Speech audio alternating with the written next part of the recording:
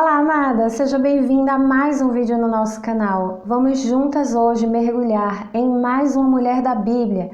Vamos aprender juntas com a história de Noemi. Esse, com certeza, é um dos vídeos que eu gosto muito de fazer, porque é quando nós podemos olhar atentamente para uma mulher da Bíblia e extrair da sua história, daquilo que o Senhor deixou registrado para nós, lições preciosas que devemos e podemos aplicar à nossa própria vida.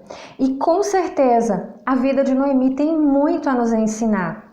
É interessante que sempre que falamos de Noemi, lembramos de Ruth, mas precisamos olhar um pouco para a história dessa mulher individualmente para que possamos extrair tesouros preciosos. Quando olhamos apenas superficialmente, olhamos apenas para a vida de Ruth, perdemos detalhes importantes dessa mulher e das lições que podemos aprender com ela. Se você deseja saber mais sobre a vida de Ruth, aqui no canal eu já fiz um vídeo há um tempo atrás sobre a história dela e lições que podemos aprender com essa mulher de Deus. Então, ao final do vídeo eu vou deixar um card para você clicar e conferir, se você ainda não viu, a história de Ruth e o que podemos aprender com ela. Mas o nosso foco hoje é a vida de Noemi e eu quero embarcar com você nessa jornada maravilhosa e abençoadora. Então vamos começar a mergulhar na história de Noemi. A Bíblia não relata sobre sua genealogia, apenas menciona que ela era casada com Elimeleque, que era um homem de Belém de Judá, e ela possuía 2 filhos. O nome de Noemi significa doce e agradável. E essa mulher vive em um período bastante difícil para o povo de Israel. Ela vive no tempo dos juízes, onde a Bíblia narra que cada um fazia o que parecia certo aos seus próprios olhos. E nós sabemos que quando não consultamos a Deus, quando não pedimos direcionamento de Deus para as ações da nossa vida, corremos sérios perigos. E era assim que vivia o povo de Noemi naquele tempo. Uma grande fome acomete Belém e Elimeleque toma a decisão de sair com sua família para habitar em Moabe, uma terra pagã. E ali começa a história de Noemi a ser transformada. Ao chegar lá, neste lugar, o seu marido morre. Não sabemos quanto tempo ele passou depois que chegou em Moabe até a sua morte. Só sabemos que Noemi passa por sua grande perca, a primeira. Ela fica apenas com seus 2 filhos e a Bíblia narra que esses 2 filhos casam-se com mulheres moabitas. Algum tempo depois, os 2 filhos de Noemi também morrem. Agora, Noemi é atingida por uma tragédia muito grande. Ela fica sem o seu esposo, sem os seus 2 filhos, o que na época significava que ela estaria sem cuidados, sem alguém para prover para a sua vida. Noemi foi atingida por uma terrível situação. E nesse momento ela chega à terra de Moabe notícias sobre Belém e que Deus estava abençoando o seu povo. Então Noemi toma uma decisão: eu vou voltar para Belém, eu vou voltar para minha casa. Amadas, imagine bem o que é você voltar para sua terra, para sua casa, onde você construiu família, onde os seus filhos nasceram, e agora você está voltando para lá vazia, totalmente vazia. E eu não estou falando vazia de provisões financeiras, eu estou falando vazia de coisas que o dinheiro não compra, que é o marido e os filhos. E naquele momento, as 2 noras de Noemi acompanham ela até um certo momento, mas Noemi decide que elas não precisariam acompanhá-la. Ela não tinha nada mais para oferecer a essas 2 mulheres. Ela era uma viúva, sem filhos, voltando para uma terra sozinha, vazia. Uma das noras decide voltar para casa e Ruth decide acompanhar a sua sogra. Então, ao chegar em Belém, Noemi não é nada mais do que a sombra da mulher que um dia saiu de lá. Quando Noemi sai de Belém, ela sai com o esposo, com 2 filhos e agora ela volta sozinha. Sozinha para sua casa, sozinha, sem saber como iria cuidar de si mesma. Então aqui nós começamos a aprender lições preciosas com essa mulher. Eu quero que você fique atenta a elas. A primeira coisa que eu e você devemos aprender com Noemi é não permitir que as circunstâncias determinem a nossa identidade. Ao chegar em Belém, as mulheres falam: Noemi está voltando, e ela diz: não me chamem mais de Noemi. Lembra que eu falei para você? Noemi significava doce, agradável. Agora Noemi diz: chamem-me de Mara, que significa amarga, amargura. Por que ela faz isso? Porque é isso que ela está sentindo, e a gente sabe que naquele tempo, para os israelitas, o nome ele era significativo, ele carregava uma identidade. E a dor de Noemi se transformou em sua identidade.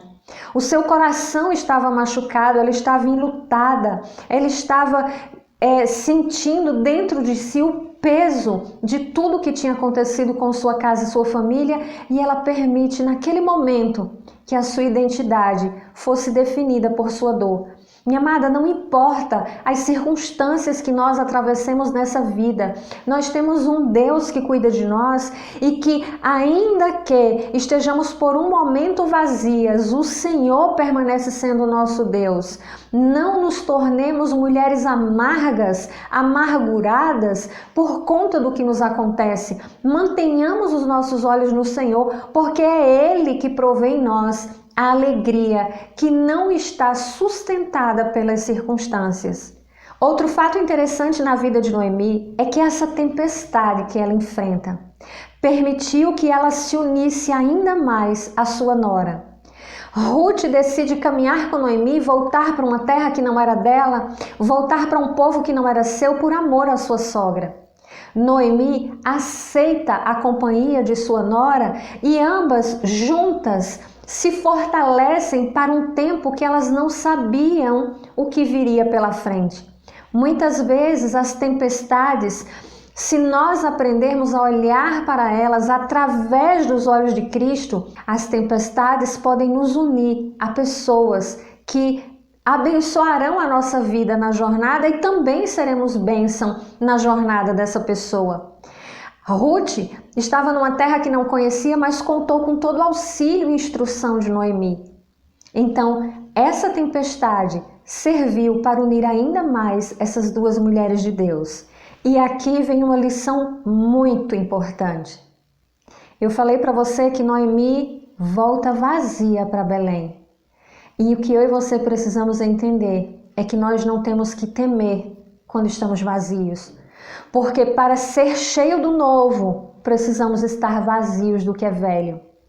Nessa situação onde há luto, onde há dor, onde há insegurança financeira, Noemi estava totalmente vazia. Mas é quando estamos vazias que Deus pode nos encher com o novo, que Deus pode restaurar os vales, os desertos, onde Deus pode nos reestruturar, nos fortalecer, nos ensinar lições que de outra forma não aprenderíamos.